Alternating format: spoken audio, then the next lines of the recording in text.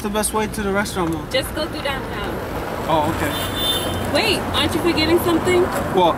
Your seatbelt. Oh.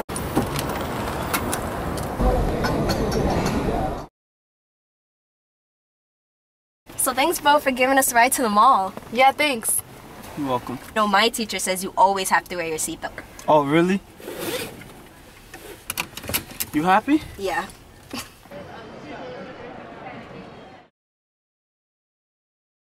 All right, come on, guys, hurry. We're gonna be late.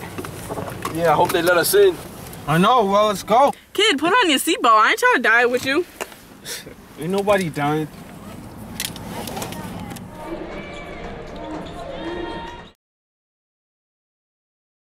So where do you want to go for a date? Anywhere you want to go.